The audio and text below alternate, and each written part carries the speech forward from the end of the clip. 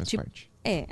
Por isso que voltamos aqui, né? Por que o Paulo Bilinski está no Então, por que No que... É, né? Porque as prosa pessoas guiada. sabem que eu não Até gosto o do nome Bolsonaro. é bom. Prosa guiada é bom, né? Gostou? Um bom nome. Eu que escolhi. Eu gostei. E aí, então vamos falar daquela conversa que a gente estava aqui antes. Você me falou que você é contra a pornografia, né? Sim. Sim, fala só. Sim. Meu, Me conta como que era você chegou. o único assunto que eu queria falar aqui hoje. Assim que eu falei, mano, eu preciso falar sobre isso. Então, Porque eu acho que... Pode falar bastante foi uma palavrão? armadilha, né, Paulo? Foi. Foi uma armadilha. Essa é a nossa revolução.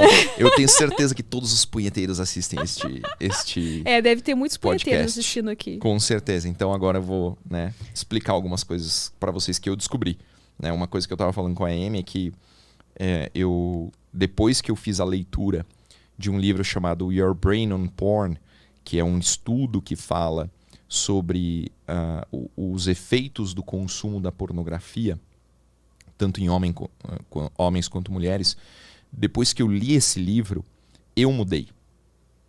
Né? Mas eu nunca falei para as pessoas que eu consumia pornografia. Né? A primeira Playboy que eu comprei foi a Playboy da Feiticeira. Nossa, né? E eu lembro da assim Feiticeira. perfeitamente aquela capa rosa, ela num cenário meio Oriente Médio, assim, tinha uma romã no meio lá, eu não lembro exatamente qual que era o papel da romã. Mas isso, né, eu consumi pornografia, né? Eu tinha Playboy, tinha revistinhas e tudo mais. Mas a pornografia por vídeo, ela só chegou na minha casa depois que eu tivesse essa internet, com 18 anos de idade. Então, de certo modo, quando a gente analisa a intensidade do estímulo provocado pela foto, comparado com o estímulo provocado pela vida real, não tem comparação. A vida real é muito melhor. Sim. Né? É muito mais intenso do que você ler uma Playboy. Né? A Playboy em si, cara, eu duvido que o cara fique mais do que 3 vezes olhando uma Playboy. Porque o estímulo dele perde a graça muito rápido. E aí, no livro, primeiro ele fala sobre isso, sobre não é a pornografia em si, porque a pornografia sempre existiu, a nudez sempre existiu, as imagens eróticas sempre existiram. É só você abrir qualquer livro de história da arte que você vai ver um monte de mulher nua, né? Um monte de esculturas de mulheres nuas. E não é a nudez, não é isso.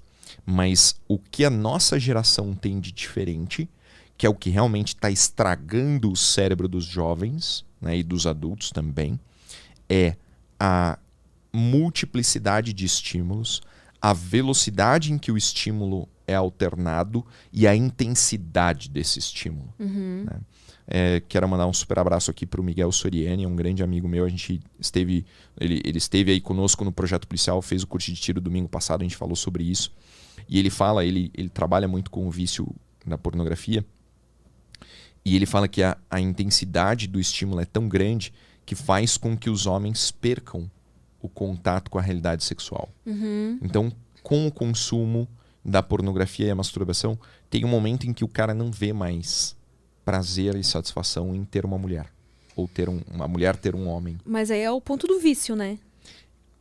Não, aí já é o ponto que estragou a cabeça. Já passou do... Já passou do ponto do vício. Entendi. O vício é quando você começa a consumir e aquilo começa a te estimular mais do que a vida real. Mas os efeitos são muito sérios. Né? Então o cara ele não consegue mais alcançar o orgasmo com um homem e uma mulher.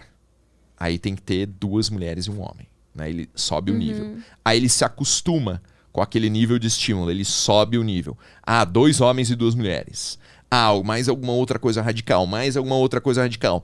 E, o cara deu ali 6 meses, 1 ano, o cara tá consumindo pornografia absolutamente bizarra. Mas isso não acontece com todo mundo, né? Eu não sei. Não aconteceu com você. Não, eu sei que... Tá, tudo bem, tem essa parte importante que você falou. Você começou a ter contato com isso só a partir dos 18 anos. E eu concordo que antes dos 18 anos não é. Tanto é que eu, como eu falei pra você aqui nos bastidores, apesar de trabalhar com isso, eu não assistia filmes. Mas é porque a gente e é da mesmo mesma eu geração. batendo a minha siririca em casa, tipo, eu consigo ter na minha mente, eu consigo... Limitar. Não, eu consigo ter fantasias na minha própria mente sem precisar estar olhando pra algo. Eu Exato. acho que isso faz falta. Talvez esses jovens que fiquem consumindo isso, eles não consigam ter esse estímulo, tipo uma fantasia deles, que nasça deles e não... É o problema do consumo muito jovem, né? É o que a gente falou. Porra, hoje o primeiro contato com pornografia é com 4, 5 anos de idade. Nossa, isso eu acho Aí você bizarro. Desde essa tenra idade, o referencial de estímulo sexual passa a ser a pornografia, que é absolutamente diferente da realidade. Sim. Mas você não concorda também que até campanhas publicitárias, até novelas, claro, tudo, com né? certeza. Isso já não, estimula. A hora que eu comecei a perceber que eu estava hiperestimulado, então assim, o estímulo normal de um relacionamento homem-mulher, né, é aqui. É nível, por exemplo, nível 100. Tá? Isso é o que é ter um relacionamento com uma mulher. O que a gente vive é muito acima disso. Então a gente está o tempo todo no Instagram. Pode abrir o seu Instagram agora que vai ter coisas sexualizadas. Vai ter mulher com corpo escultural, homem com corpo escultural. Mas isso é o que mais tem. Mas não era assim. Cara, não. Se você pensar agora, né, como era a feiticeira. Pensa na feiticeira. Mas como era lá naquela Playboy. Corpo saradão. Se você abrir a Playboy dela agora, você vai achar ela normal. Eu juro por Deus. Normal o quê? Esse tipo padrão uma mulher de corpo? normal hoje em dia. Hoje ela é uma mulher normal. Hoje? Não. Aquela na época, foto, sim. É. Se você olhar hoje, Não sei, comparar eu tenho a ela imagem hoje... que ela tinha o abdômen definidinho. Mas a imagem que eu tinha na minha cabeça era de uma mulher super gostosona. Super voluptuosa. Então, mas se você olhar hoje e você olhar o que existe na internet, no dia a dia, no Instagram, nas academias, são mulheres muito mais voluptuosas. Não tinha preenchimento de lábio. Isso é verdade. Não tinha silicone na bunda. Mulherada não tomava tanta bomba quanto toma hoje pra ficar com colchona, bundão, até porque não sei o quê. ainda não se queria, né? Até hoje ainda tem mulheres que entram na academia e falam, então eu não quero ficar muito forte e tal. Mas a coisa foi intensificando tanto, né, que o padrão de mulher gostosa mudou muito. Eu vejo, por exemplo, como é que é o nome da mulher do Belo? A Graciane Barbosa. Graciane Barbosa. Eu olhei ela, me dá medo. Sabe? Eu não consigo achar que aquilo é um corpo feminino. Mas isso tá mudando também, sabia? A gente tá tentando voltar um pouco mais pra... Tem mulher que tá tirando silicone. Exato. Isso faz sentido. Né? Tá tendo um retrocesso. Tá tentando voltar pro estímulo 100. Né? Então você abre Instagram, você abre YouTube, você vê televisão, novela, não sei o quê. O estímulo é sempre muito intenso o tempo todo. Quantas vezes você vê pessoas nuas no seu dia, ou seminuas, ou insinuantes, ou sexualizadas? É muito intenso. E isso cria uma hiperestimulação. Quando você cria essa hiperestimulação, você deixa de ter contato com a realidade e você deixa de ter vontade e tesão relacionado com aquilo que é normal. Então, os relatos, né, que estão dentro desse livro, que são super interessantes, mostram qual que é o resultado de você consumir sempre um pouco mais intenso, sempre por mais tempo. Teve gente que me mandou direct dizendo assim, Paulo, eu ficava 5 horas olhando vídeo pornô. Meu Deus! Por quê? Porque o cara estava sempre procurando um estímulo mais forte. Então, mas aí, Paulo, é aquilo que eu acredito que tem como consumir sem se viciar. O problema é isso, se a pessoa assiste todo dia, mais de uma vez por dia. Exato. E realmente acontece isso. Uma coisa é você bater a sua punheta, né? Você já sabe o estímulo, a intensidade. Então, aí eu entendo que... Bater a punheta não gera um estímulo que não é real? Qual que é a relação entre bater uma punheta e ter uma relação sexual com uma mulher? Então, é bem diferente. Você não conhece mulheres que não conseguem gozar sem tocar a cirílica? Mas é porque isso se deve à incompetência da maioria dos homens, desculpa. Será que ela não se viciou naquele estímulo específico? Não, é porque a relação sexual com o homem, a mulher ela tem que se conhecer muito bem para ela ficar em posições que vão favorecer. É muito difícil uma mulher conseguir ter um orgasmo só vaginal. Geralmente ela vai ter que ter o estímulo do clitóris junto. Então, mas o estímulo que o cara proporciona não pode ser o suficiente? Claro que é, mas aí o cara tem que colaborar também. Tem cara que, tipo, vai lá, goza em 5 minutos e aí... Aí é incompetência. Acontece em todos os ramos, em tudo. Mas eu não acho que... eu gosto de bater sirica, mas eu também não é todo dia, não é várias vezes por dia. Tem dias que é mais vezes do que outros. E isso não... E eu consigo ter orgasmo com homens. Eu acho que a mulher consegue ser um pouco mais controlada nesse ponto, né? Então, aí que eu digo, eu acho que é possível o cara assistir pornografia sem isso ser maléfico para ele. Mas ele tem que ter a ciência de que realmente... Equilíbrio, né, minha gente? Tudo que é demais na vida vai fazer mal.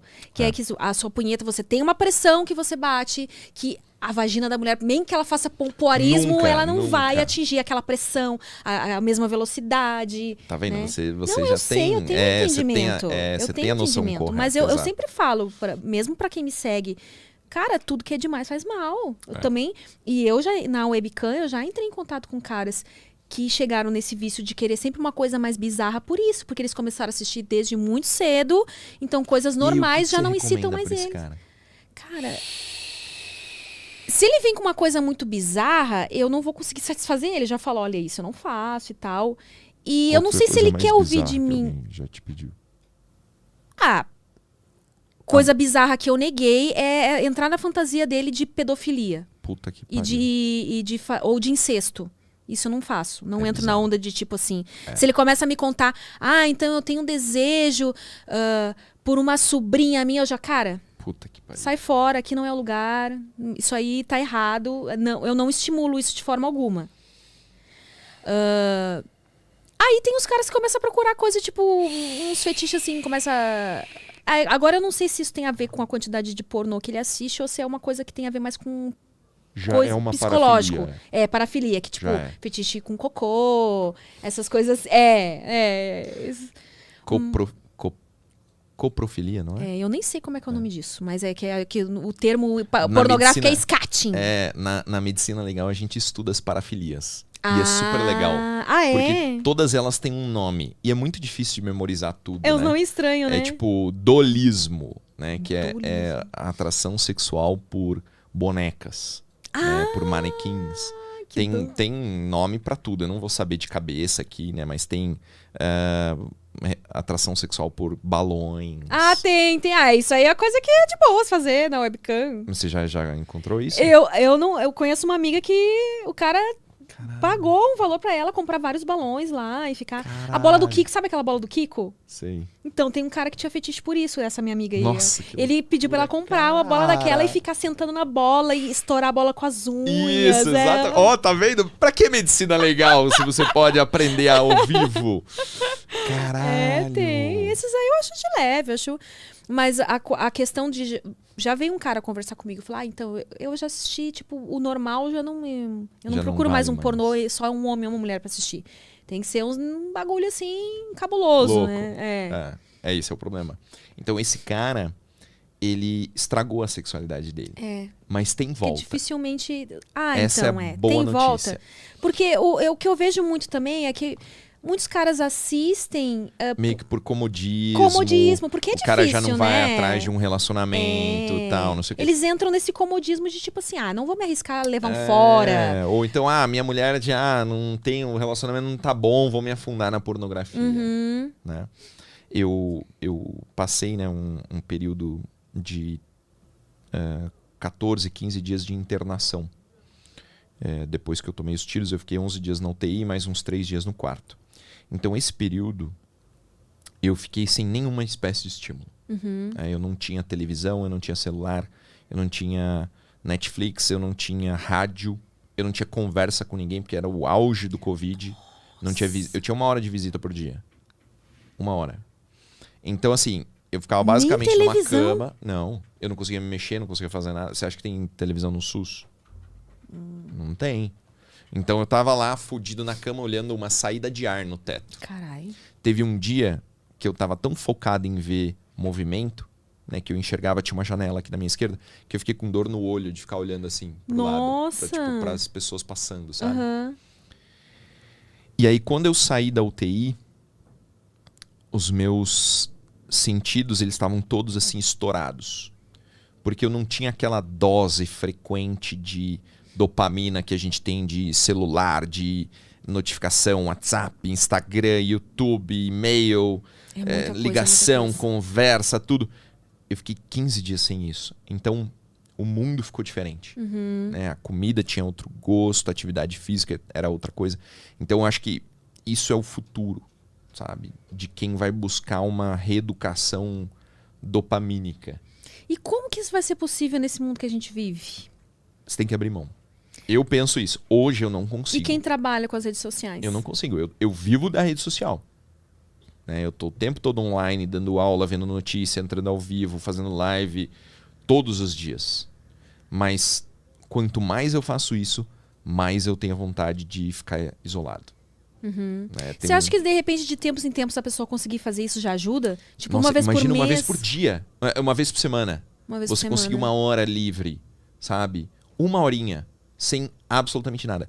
No Estratégia, eu gravo aulas em áudio. Chama Estratégia Cast.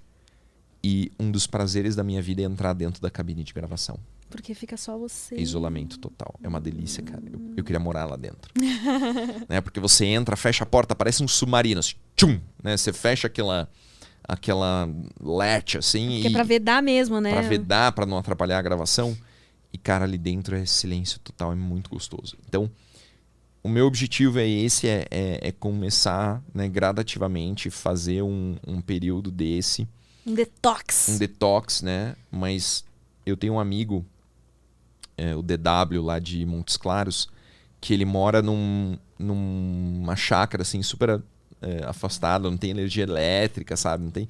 Cara, eu tô quase que nem ele, sabe? Tô quase pensando assim, porra, a hora que der eu vou... refúgio, assim. Eu vou ter um negócio desse, porque assim, a gente vive uma vida muito artificial em alguns pontos. Sabe que... você deve conhecer o Ítalo Marcilli também, né? Foi no curso já. Ah, é? Super, então, cara, super gente boa. Ele também, às vezes, eu tenho uma... Porque ele é bem radical. Ele é bem radical. Mas por causa dele, essa coisa de segue alguém, começa a seguir outra pessoa, eu comecei a seguir a irmã dele, a Mila. A Mila. E aí, um dia ela tava contando que ela tem uma... Ela fala que é bom a gente não escutar música com muita frequência.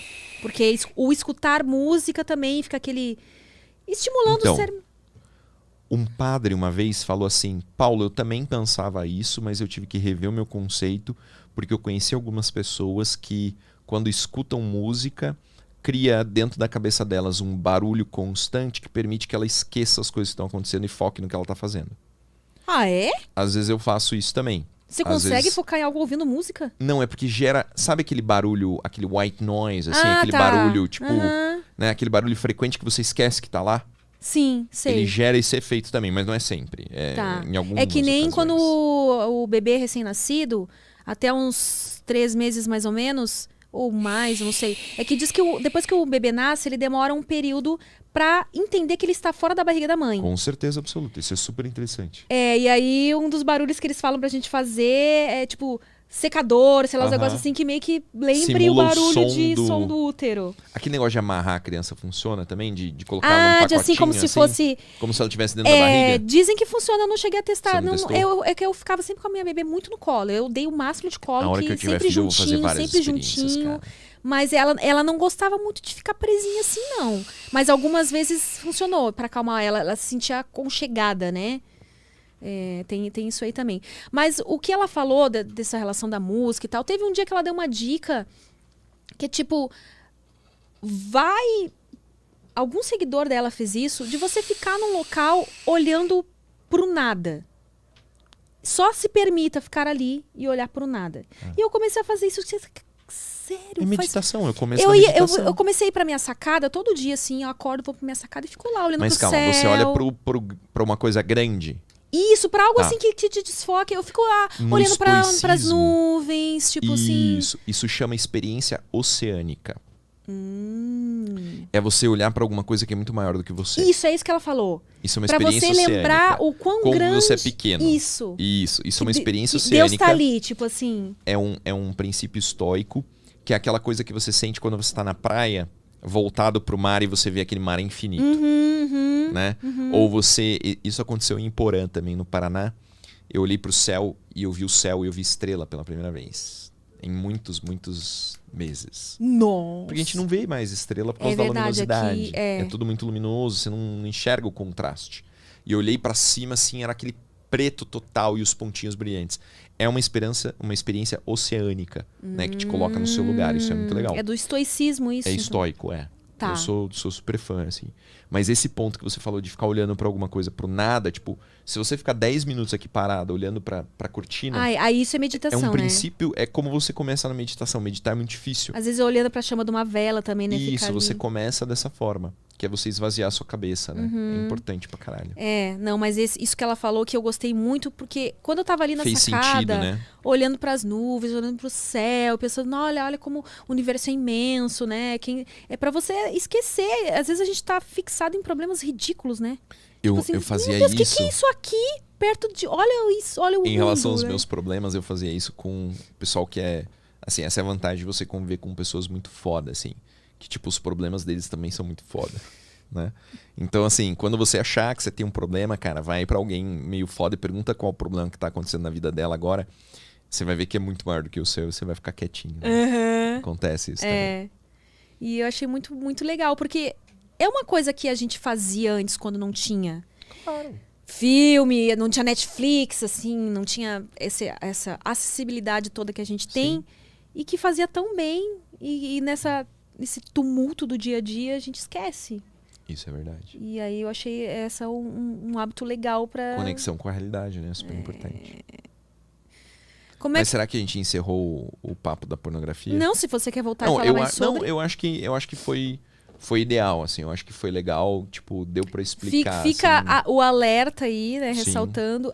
Mas você ia falar que tem como voltar atrás. Isso. Então, o que eu ia recomendar, né? Porque daí, beleza. É um problema. Se você está sentindo isso na sua vida, então se você é jovem, digo menos de 60 anos, né? E você está tendo problema, por exemplo, de ereção, se a sua testosterona tá ok, não era para você ter problema. Né? Eu tinha uma amiga na faculdade que o pai dela, quando ela nasceu, o pai dela tinha 75 anos. Uau! Né? O meu avô faleceu com 80 e tantos, tipo, também... Sem usar Viagra. Ali se tinha um pré-treino ou não, eu não sabia, né? Mas assim, porra, então assim, um cara com menos de 60, menos de 50 anos, ele não pode ter um problema, a não ser que ele tenha um problema orgânico, ele não pode ter dificuldade com ereção, ele não pode ter, né, digamos assim, do ponto de vista natural, né? O que pode estar acontecendo é o vício em pornografia, afetando a percepção que ele tem da intensidade dos estímulos que lhe são apresentados.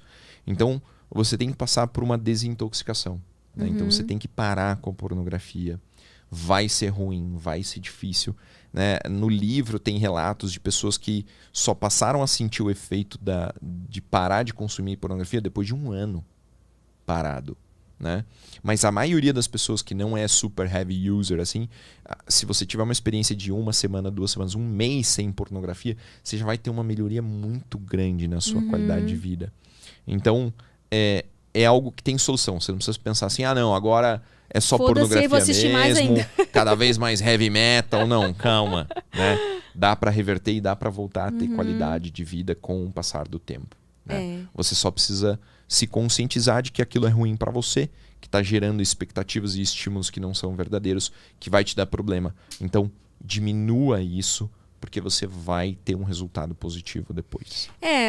Uma das coisas que o Luciano teve aqui, que ele falou que ele tá praticando o NoFap, né? Que você falou que também não precisa ser tão radical. Eu acho que não precisa. Então, eu acho que você diz assim, não vou mais me masturbar. Eu acho radical. Né? Eu acho que. Aí eu meio que concordo com você que tem que ter um equilíbrio. Né? Porque também é negativo. Né? Porque o homem tem uma testosterona ali que ele Isso, o que eu acho que pode acontecer? Eu acho que o cara pode ter problema de concentração, entendeu?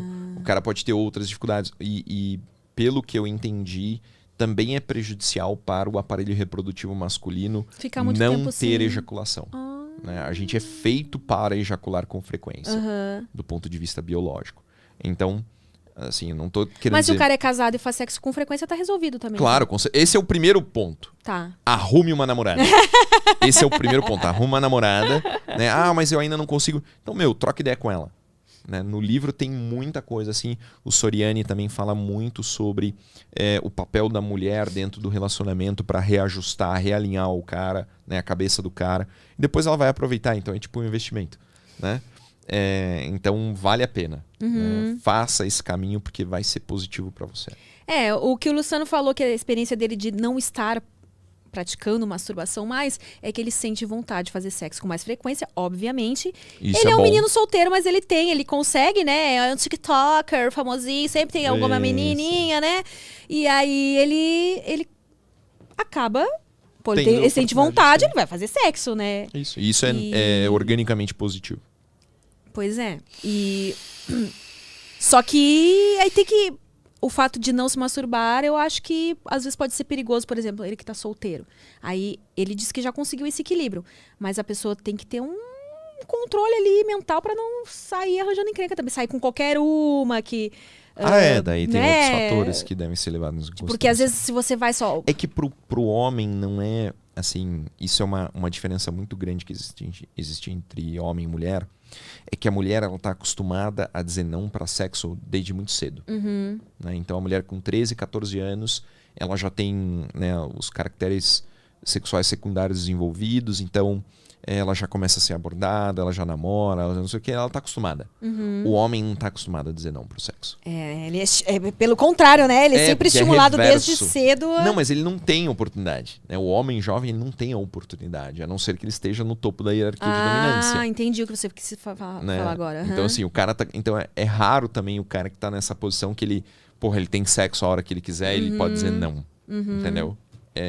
Mas ainda que ele possa dizer não, ainda tá muito na nossa cultura, né? De que... sentido. De uma mulher dar em cima e ele dizer não. Tipo, ainda tem aquela imposição. Não, cara, como assim? Você deixou de comer fulana? Gostosa daquele jeito? Mas eu acho que é muito raro isso aí. Hein? Não é raro, não. Acho que é mais coisa de guri, então. Que não, tipo, você como um homem de 34 anos... Se uma mulher chegar e dar em cima de você... Não sei. Não... assim, eu acho que é uma amostragem menor da população. Um negócio muito legal do Jordan é que ele fala de hierarquia de dominância. Então ele pega assim, 100 homens e 100 mulheres. Ele mostra os perfis. 80% dos homens teria relacionamento sexual, digamos assim, com 100% das mulheres. Então só 20% dos homens dizem não. E nas mulheres é o contrário. Né? 80% das mulheres diria não para 100% dos homens. Nossa! Porque isso tem a ver com a nossa seletividade evolutiva. Né? O ser humano, ele se desenvolveu e ele evoluiu tão rapidamente de forma diversa dos outros animais porque a nossa seleção sexual é muito inteligente. Né? Não é que nem o bicho que vai lá e copula e foda-se. Né? Tem uma estrutura lógica de hierarquia de dominância muito mais rápido, que vai mudando com o tempo muito mais rápido. Né? O que hoje é um homem... Você vê, se você viajasse no tempo, né, e falasse pro meu avô que um TikToker ia ser um cara que as mulheres iam correr atrás. Como assim? Não é um cara forte, com um bom emprego, né, com uma boa formação moral... Não, é um TikToker. Né? Então, assim, a nossa hierarquia de dominância ela é muito flexível, muito volátil, e isso propicia que o ser humano mude tão rapidamente. Né? Mas é só uma das coisas que o Jordan fala.